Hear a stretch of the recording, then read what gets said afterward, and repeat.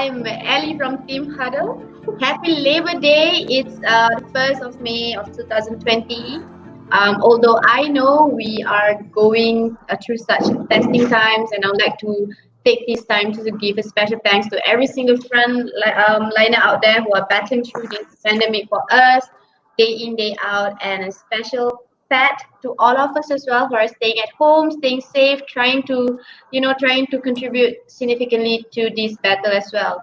So another day, another discussion in the house. What's exciting on our plate today? We are going to be whizzing through our local cycling scene with two very special guests that we have, Mr. Faz Adli and Noraidilina Adilla. We're gonna talk about cycling as a sport and the safety of the sport in Malaysia, and barriers of entry to join the cycling community. Like macam kalau I as a normal person out there nampak people cycling by the roadside, thinking like, can I join this group one day? So how do I do that? So these people are going to walk us through how welcoming or how fun the cycling community can be. So guys, why don't we start by you giving us a quick brief background who you are and how you got into cycling. Adila, you want to start first? Mine is I started waktu 15 tahun dulu. Wow, it's like lah. wow. Tapi my parents, my background, my parents bukan sportman. Jadi my dad yang join macam cycling group. Lepas tu I terikut sekali my dad. So that one day my dad offered me nak masuk jamboree lah. That one is mountain bike race lah. Then I join. I dapat nombor top 5 lah, top 5. Lepas tu since then my mum support untuk let me explore more on cycling. That's nice. So masa you start join dengan your dad tu, like you already had a proper bike or you macam naik je apa-apa yang your dad bagi or how? Naik je apa-apa. Memang basikal tu berat gila. Kena naik bukit yang really steep and I tak boleh naik tau. Time tu gear I ada dalam I think 7 speed kot. Memang benci gila lah that time. Lepas tu helmet memang sengit macam ni. Lepas tu mountain bike kan. Mountain bike what do you expect? Memang akan kotor muka, lumpur semua. Lepas tu tak ada proper shoes pun. Pakai sport shoes yang selalu pakai pergi sekolah. Macam tu. Oh, that's nice. But like that's where you started lah. For those who don't know, Miss Adilla right here, she dominates the tandem cycling event as a pilot for our other Paralympic athlete as well, Nur Azlia Syafinaz, and she has achieved great heights with the bronze medal placing in the 2018 Asian Paralympic, and she's the champion of the 2018 Asian Cycling Championship too. So she's basically our national Paralympic athlete. Like I forgot to thank you for being, saying yes to talking to us today.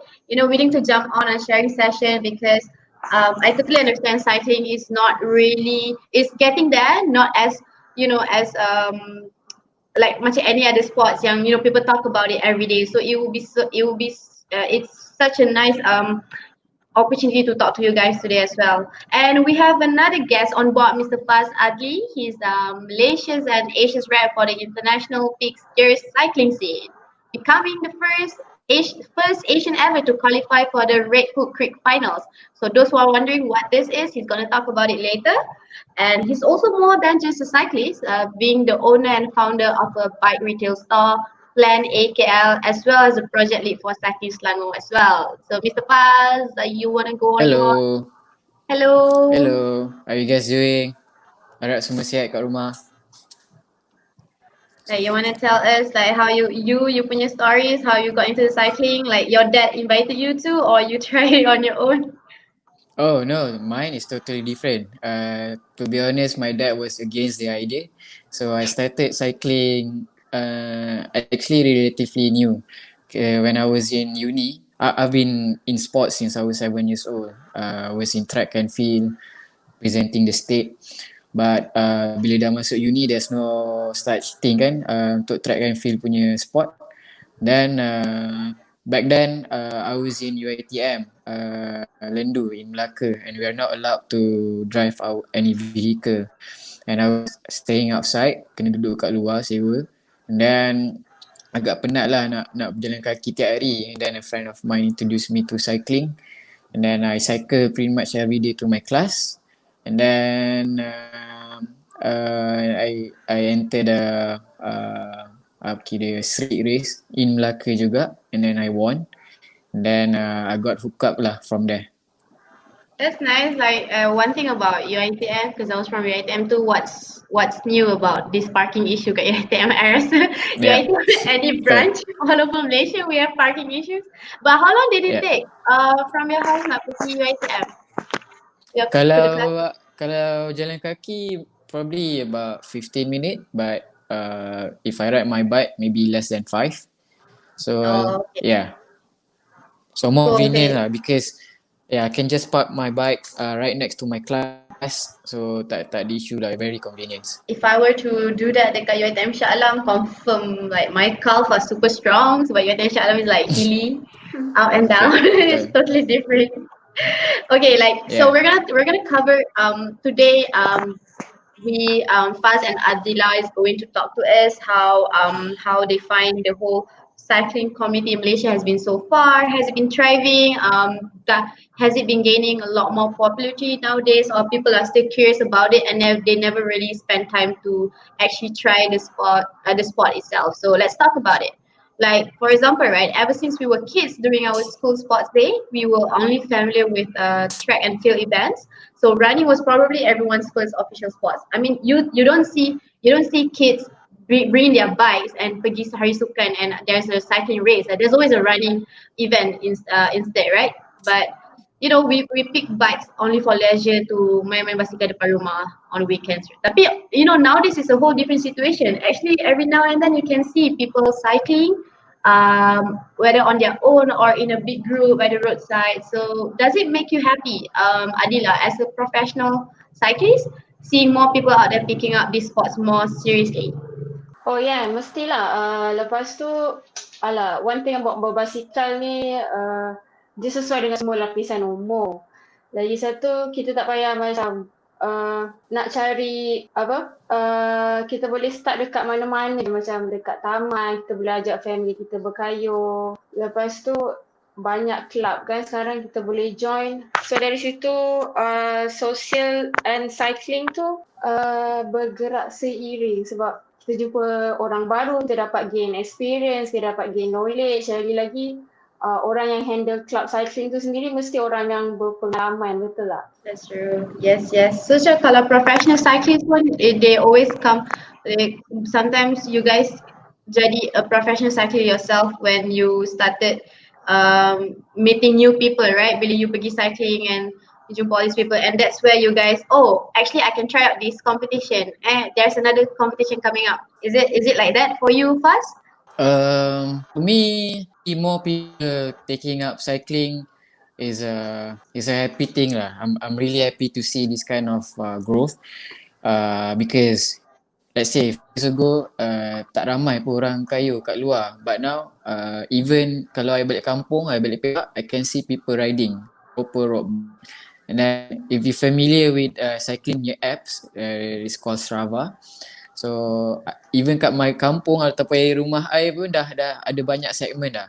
So that's an indication that you know there's more people out there riding, and even dulu my dad yang against the idea pun he started riding last year and he ride even more now. So it's a healthy progression lah. Understood. Like that's really nice. Macam bila orang start using the app, bila you use the app, you can register the routes in your kampung. Is it? So means that's how you see whether the people in the area have been using the app. Is that what you're saying? Yeah, correct. That's nice. Betul. That's nice. That's talking about. But you see people riding on highways, on open highways, open roads, right? Every now and then we see on the news cyclists being hit by road users. I mean, nauzubillah, I don't want it to happen to any of us, but it does happen. Accidents do happen. Do you think macam given this situation, people wouldn't, baik I main bola kat padang, maybe it's safer than me picking up cycling. So how do you, macam mana kita nak bagi tahu orang that there's a way to join cycling? It is not about being involved in accident all the time, Adila. If any of your friends nak try cycling, how would you advise them? I would advise them untuk basic you tahu your own safety on bike. Kalau you tak tahu your own safety on bikes, macam mana you nak kayu dekat luar? Lagi banyak risiko bila you kayu kat luar. So yang I nampak lah macam newbie, even I sendiri pun kadang-kadang lupa safety diri I atas basikal. Sometimes macam kita sebagai cyclist, kita tahu kita ada undang-undang jalan raya. Tapi undang-undang atas basikal pun ada juga. So kita tak boleh ada high expectation yang orang lain akan faham kita bila kita raya dekat atas jalan raya. So benda-benda safety ni memang crucial lah untuk cyclist tahu. Macam it's common habit lah apa yang you buat before you start kayu. Apa you check bila you before you start kayu, apa yang you bawa during you berkayu. Selalu macam tu. Sebab kadang-kadang kita berkayu dekat atas jalan raya seorang-seorang in a group. Kadang-kadang kita boleh jadi one of the target untuk macam peragut ke apa-apa. Bukan orang yang bawa kereta je akan langgar kita. Macam peragut ke, nak summon kita ke, bila-bila boleh jadi. Betul tak? Yes, and in that situation, sometimes fast, I do see cyclists riding at night too. So, like when it comes to choosing nighttime cycling or daytime cycling, which one do you think is safer? Okay, first of all, I think people out there need to get rid of the stigma saying that cycling ni tak selamat. Because for me, even kalau you kumpul time pun yang tak melibatkan banyak physical punya movement, hari nak terpotong lah. Maksudnya kalau nak jadi, if you don't want to happen, it will happen. And back to your question, ni berbalik pada orang yang contohlah, cause I'm a lot closer to local community, so we organize a lot of group rides, a lot of race. Dia bergantung kepada orang yang buat activation tu. Contoh macam tadi, it's a lot safer to ride during daytime. So yang ni bagi saya terletak kepada tanggungjawab leader tu lah, orang yang organize ataupun organizer, to choose the right timing, to choose the right to ride. Is it safe or not? Is it safe to ride on a closed road? Is it safe to ride on open road macam highway? Sometimes kalau you ride kat jalan kampung pun, kadang-kadang ada lori balak lalu. Kadang you ride kat highway tapi kosong. So benda tu bergantung pada keadaan. Macam mana pun tetap akan ada risiko. Tak kisah di mana ataupun timing anda berkayu. Faham. So, apa beza, like going back to what Adila just shared with us just now. Adila, you said that before you nak start cycling kat luar, first you have to know the safety, the whole safety with you and your bike too, right? So, we're talking about macam orang yang baru nak start cycling and you as the experienced one in the group, would you allow a newcomer or the first timer to join you guys cycling on the road right away, or oh no, it's not your time yet, let's practice on, how do you guys do it? My experience, because I selalu training dengan team. So usually lah, kalau for the newcomer, apa yang coach buat is you have to stay in about 1 month and then baru you start kayu dekat luar. Itu pun memang high risk, tapi kita sediakan lah ada coach yang akan ikut. Maybe kalau dengan group covered by van and 2 motorbikes. Maybe kalau dengan seorang, kita tengok pada keperluan individu tu, individu tu. Kalau dia rasa okay, dia nak try, okay, I mean nak try 20 kilo, okay lah, we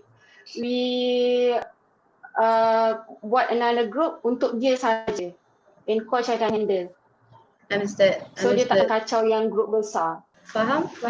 So berbalik kepada apa yang Faz share dengan kita tadi, it goes back to the team leader, right? So it depends on the team leader to determine whether a cyclist is ready enough to go out, in the same setting, training with other cyclists, whether they're on the same level already.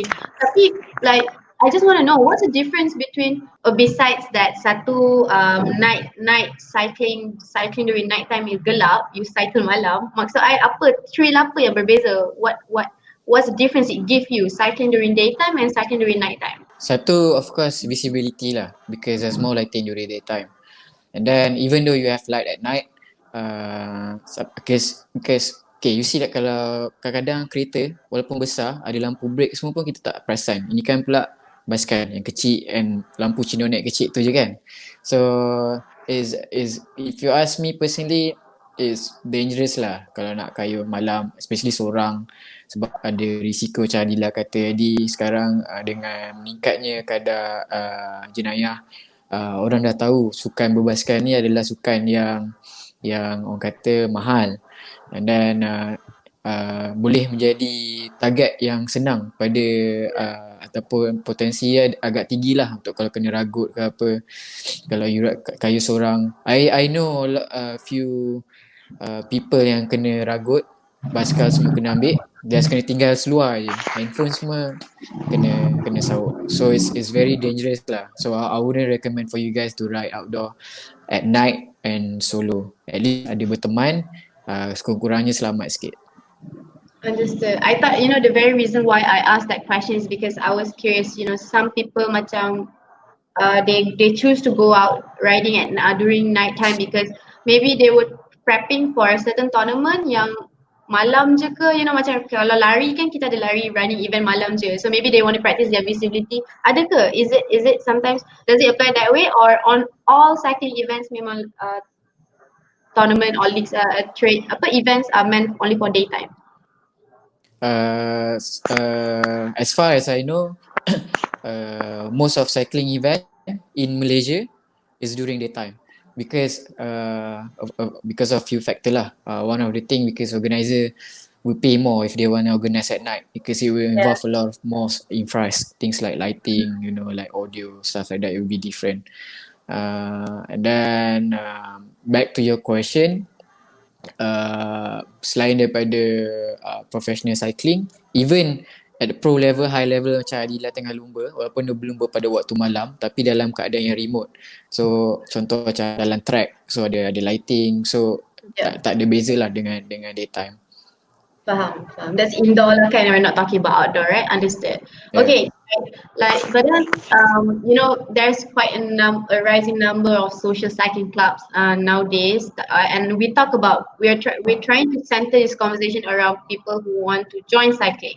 So going back to what Faz just shared with us just now, there is this one line that you said, people, we have this one impression, those who join cycling or those who are in the cycling community are the ones with money. So must we have all the proper cycling equipment first before we can join a cycling club, or I'll just grab, I akan ambil je apa-apa basikal yang ada kat rumah and join. Adilla, what do you think? Can we just join with any basikal yang kita ada? I rasa boleh kalau you dah ada proper setup lah. Macam yang paling penting basikal lah, you nak join cycling club. Lepas tu helmet. Kasut, sometimes you start with sport shoes also can lah, tapi you kena tahan sikit lah, depends on road yang you pilih juga bila you join the club. Kalau club tu kata, oh today nak ride 100 km, you nak pakai sport shoes. Kalau you sanggup, then you pakai lah. Yeah. Kalau other things is senang lah, joining club is easy lah, as long as you ada aim kenapa you nak join club tu. Untuk luaskan you punya circle ke, atau you nak gain knowledge ke, ataupun you nak berlumba secara kompetitif ke, banyak cara. Dengan joining club pun you boleh represent your country. Macam Faz itself pun dia guna dia punya usaha sendiri untuk representing country, so it's not a big problem. Dekat mana-mana boleh kayuh, dengan siapa-siapa kita boleh kayuh. Understood. So that goes to the second question, Faz, I want to ask you. So what could probably the biggest hurdle for average Joe athletes to hop onto the lane of becoming a more professional cyclist like yourself? Like what Adila just said just now, you yourself use the connections that you have to become a more serious cyclist. Like, you know what? Like maybe I do want to be a serious cyclist, so I'm gonna. What's the biggest challenge? Probably it could be money or time constraint because I understand we have double jobs juga maybe. Okay, to answer your question, I think it's back to how the guy and how they want to go. So I'm talking about contoh if you want to go for national level because for racing is pretty straightforward. As long as you perform, you gain result, you get up there. You definitely get some attention from national coach, stage coach even. Dan tapi bergantung pada komitmen anda lah. If you really want to go hard for it, you have to fully commit yourself and you have to go for it. So I'm talking about your time on training. So you cannot compare yourself riding 1 hour to like national level yang doing like 5 to 6 hour daily. So that's not enough. So that's one thing. And then discipline. Talk about discipline. Dia bukan sekadar berapa banyak je anda kayu. So ini melibatkan banyak juga benda lain di luar daripada kayuhan anda. Contoh anda balik anda tidur pukul berapa, what kind of consuming, you know, stuff like this really play role yang kata ada effect dalam you punya performance kalau you nak go for high performance level. Tapi untuk amateur ataupun recreational level, you don't need to go that serious case you stressful because not everyone started cycling and they want to be a pro cyclist or not everyone to be a competitor. Some of them ride for leisure, ride for fun, no? In fact, as this group is bigger than a competitive punya group of cyclists. About, you know, like maybe close to 70% out of everyone cycling in Malaysia, they are riding recreationally. So no pressure. As I mentioned earlier, cycling is a very expensive, but bicycle is just a tool. For me, if you're really good, you work hard. Doesn't matter what kind of bike you use, you will still excel. And then if you have a budget constraint, because sekarang ni alhamdulillah from local cycling scene punya progression, more brand paying more attention to potential athlete ataupun riders. So they come out with ambassadors program, endorsement program that will help to ease your burden on buying bicycle stuff. Understood. So, like on that note, right? You did mention that when people have different intentions to join cycling in the first place. So, for you yourself, I want to know your personal experience. When did that day come, and macam you told yourself like, hey, maybe you know what? Maybe I should try out professionally in this scene. And what happened on that day when you had that thought? What made you realize? It was my first day. This is in Malacca. Then first race I won, and then I come, I think I can do this. And then slowly I try to travel outside of KL, Malaysia. I went to Singapore, Thailand, dekat-dekat dulu just to compete, see how the level of racing over there. Then slowly I go to Europe to race. Then slowly gain more, you know, because Asia level dengan Europe or America is like this is Asia, this is I don't know, up the roof it's far to be honest, but nothing impossible because we already have a rider yang dah join world tour punya team. So there we can see is the possibility is there, it's never ending. Don't limit yourself, you know, you have to start somewhere. Tak semua orang start esok dah jadi pro.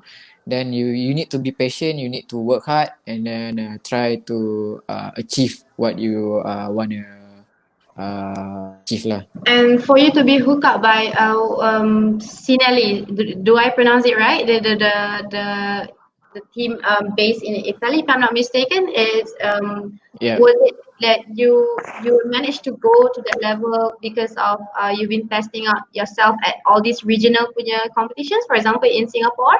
Do you want to talk more about that a little, just to share with us Oh how yeah, you got there? Yeah. boleh.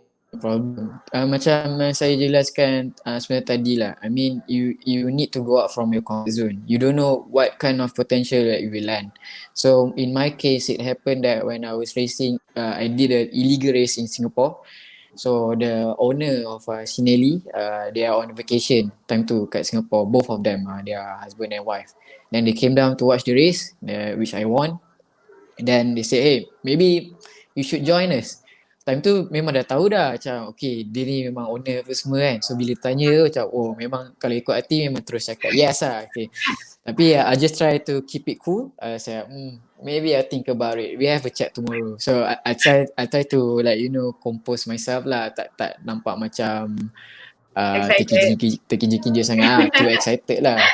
Then the next day we had a lunch and then we talk about how it will work and then how's the cooperation, how's the contract gonna be, and then I was tak cakap banyak lah, just cakap yes lah senang cerita.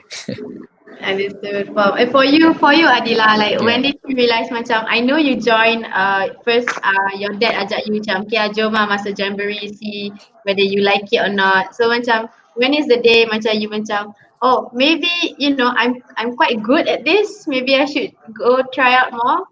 When did you realize that, and what was your first race that you think that you will remember forever as a cyclist? I realized I can go far when I tahu actually dalam lingkungan umur I waktu tu, time tu I 15 ke 17 something kan. I tahu ada sukma. So I baru tahu kewujudan sukma tu apa. Sukma is Malaysia lah untuk bawah 21 tahun. So that time I dah set my intention lah, I nak represent state. And coach dari State Pahang approach I untuk tinggal dengan team ada camp base kat sana. So I joined them for a month. Then I offer from wilayah state. Dari situ lah I dah macam start susun apa yang I nak achieve in the next 2 years, in the next few years. Especially kalau from state level nak pergi ke national or junior national, you mesti nak mewakili Malaysia dalam ACC, Asian Cycling Championship. Time tu memanglah fokus I pada sukma, tapi I pandang lagi yang besar.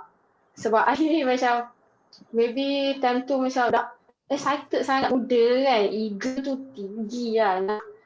So dalam kepala otak I memang nak pergi ACC je time tu. And that time ACC tu akan dibuat di India, New Delhi. So memang I just start my target untuk kejar ACC, then I dapat lah. So bila you kalau nak start something kena ada target. Understood. And like macam I think like what Faz said as well, before you wanted to get yourself out of your comfort zone, first you have to do research. I mean you have to kena spend time lah, like doing homework, to plan your timeline. If I'm talking about people who want to be serious in the scene, and I understand it doesn't only go to cycling scene, it goes to any sports that you're playing or anything that you want to do in life, right? So it's basically the same mentality that we apply. And it all starts from you, like Adila, like you join the the state level, and then goes up to national level, and then your plan becomes clearer, so you can plan your timeline better as well. It's the same thing that goes to Fast as well. So the second question, right?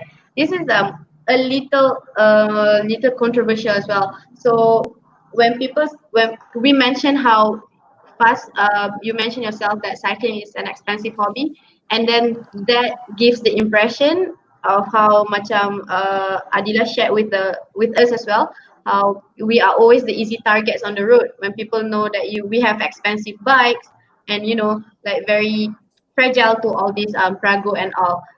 But relating that back to people who are like me, who want to join a cycling club in the first place, don't you think that people macam maybe tak join kot, because these people are like elitists, they might not want to talk to people who don't really have money, even though I have such a big interest to try out cycling. So you first, how do you want to combat or how do you want to counter the stigma that's been going around? I know it's such a popular stigma.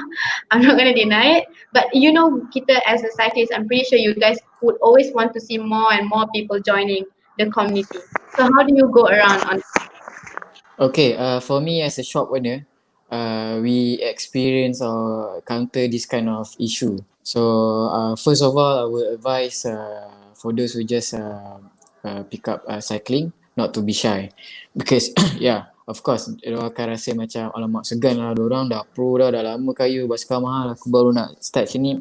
It's human nature, so I don't blame them. Even when I just started cycling, I had the same issue. I started with a 300 bucks punya bicycle, 300 bucks yeah, but that get me where I am right now. Is every beginner will go through the same phase. So what we have done, so instead of we always try to motivate them and try to educate them on buying the right things, you know what you need. It doesn't have to be too expensive, you know, something that affordable, what you need to do next. So this is the kind of role that we want to play in our local cycling community, is to encourage more, you know, instead of making them demoralized about themselves, about what kind of equipment that they have. Because trust me, if you really rasa macam nak commit into that hobby, maybe probably less than a month you're gonna get another bike, better bike, even more expensive. Because the problem yang selalu orang encounter is they don't really know what to buy. So bukan diorang tak ada duit, the buying power is there, trust me. Even though with the very bad economy, orang cakap sekarang ni, I've seen people spending money buying bikes like there's no tomorrow.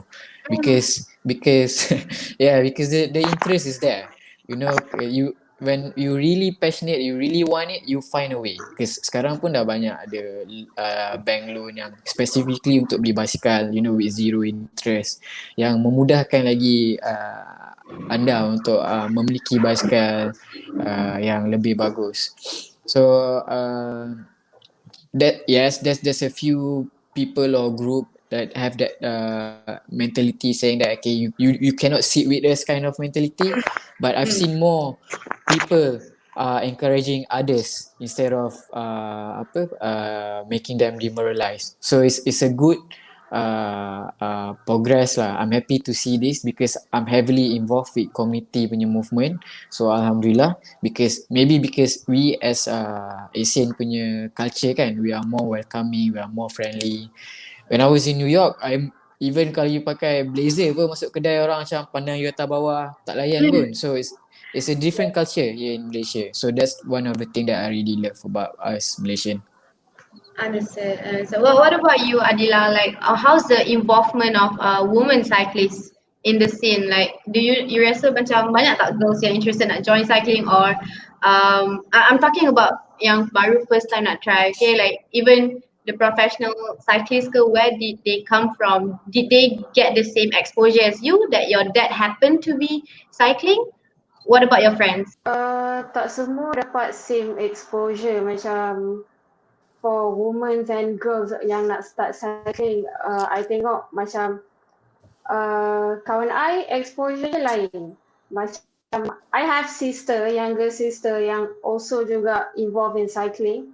Maybe untuk my sibling is easy because my parents dah aware about cycling. Lain pula dengan my friend, kena join club, kena cari club yang ada perempuan. Sekarang pun kalau you check dekat Instagram, je orang organize women's right. Kalau you tengok Mariana Muhammad ada buat macam easy spin at night dengan woman. So baguslah benda tu. Kita akan macam ajak lagi perempuan, sebab yelah, perempuan susah nak bersukan.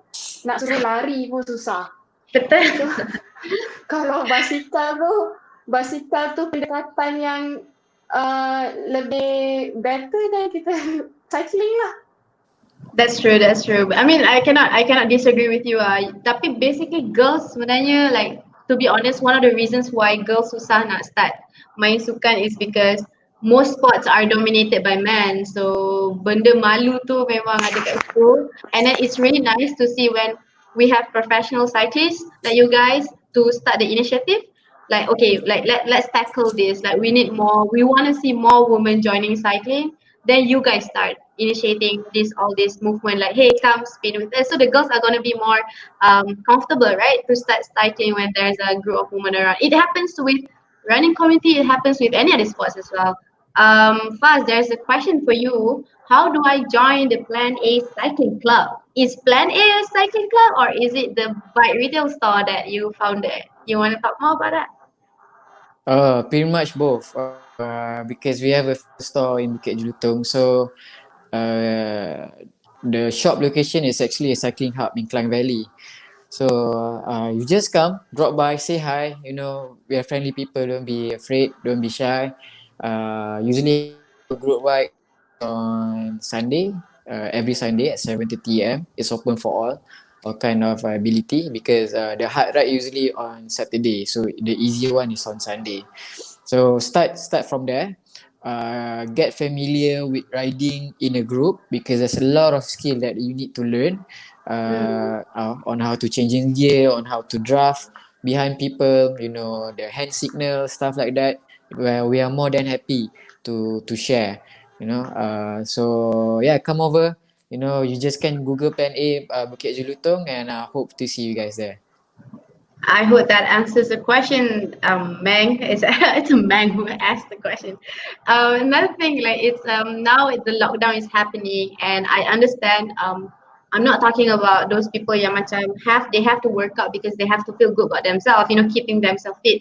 But I'm talking about people who are actually professional cyclists. Like you guys are athletes, you guys are expected to keep track of your fitness every day. How do you guys manage that during the lockdown? You guys have your own personal regime, personal training. Adila, I saw you posted some workout video. That's good. So is it do you make sure that you do that every day or every few days? For workout, I do every day. For easy spin, not every day because coach memang ada sediakan program. So the program not specific untuk prepare for race lah. It's just to keep your stamina maintained during this lockdown. That's all. Understood. And that goes to fast juga. I know you're involved in cycling Selangor. Do you want to talk more about that and what do you guys do actually? Okay, interestingly, we live in year 2020 where it involves a lot of technology, gadget and stuff. So by having this, it didn't stop us from riding, and we've done a lot of group ride, even virtual race on this app called Zwift. So what you need is just computer or phone, just download the apps, and then your bike, of course, and a trainer with a smart roller where you can attach on your bike, and you just connect the sensor dengan you punya laptop, so you can pretty much ride with anyone in any part of the world. So we've been organising a race every Wednesday and Saturday through Cycling Selangor. Alhamdulillah, dapat sambutan yang agak menggalakkan. Probably the biggest group gathering visually in Malaysia right now. And those yang nak join can just check out Cycling Selangor for all the on infos and on registration Instagram? that you need. Yeah, so come and join because even though you're locked up in your during this MCO period, it's not an excuse for you to stop doing something that you love. There's if there's a will, there's always a way. That's so true. On that note, are you guys preparing or expecting for any upcoming tournaments lepas MCO or everything is postponed or cancelled for now? What's the next plan for you, Adila? I don't have any race coming, so I just my plan is just to stay healthy. That's true. That's true. That's like Yeah, every I just yeah. uh, Yeah, Understood. Because some I events. I mean, think what most of else? major events sekarang, Hmm. yeah, yeah, not just locally, even like all those major event termasuklah Olympic, they are all postponed now to next year. Yeah. So there's no target for me. I was supposed to be more focused on duathlon or triathlon, but I put that plan in hold. So I'll just try to keep my fitness to where I want it to be, and then Yeah. maybe start to reschedule my goals for end of this year or maybe next year. Even duathlon, triathlon events are, I mean, most of them being cancelled or expected to be cancelled or postponed, right, for this year. So basically, the whole year 2020 is like actually a test to all of us who actively play sports to, like test our self discipline. That you really have to work on your own. That you cannot wait till you get to go out and play again as normal, because we don't know when will that happen. Hopefully it can happen anytime soon, but health is our first priority right now. So wrapping up, your one last wish to see in our cycling community in Malaysia from today onwards, Adila. Any wish? Okay, my wish. Okay, my wish is saya harap banyak lagi orang-orang yang join cycling scene daripada tak kisahlah lapisan umur, biar kita sihat sama-sama.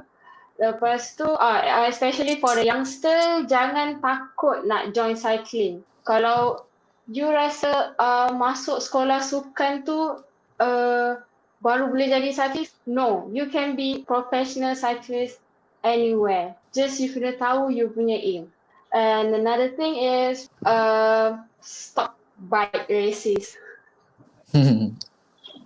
That's so That's all. true. Thank you, Adila. What about you, Paz? Any last words coming from you? Okay, I hope everyone will stay safe, stay clean, stay healthy. Try to do like any type of sport at home. Doesn't matter, be cycling, running, or even home workout without equipment. Pun it doesn't matter as long as it will keep you sane. And let's see, it's interesting world after the MCO lifted next week. I'm excited to see this whole what we call it the new normal. It won't be the same. But for those who just want to pick up cycling, you can. If you need any help, please come and find me on Instagram, Facebook, wherever. I'm more than happy to help.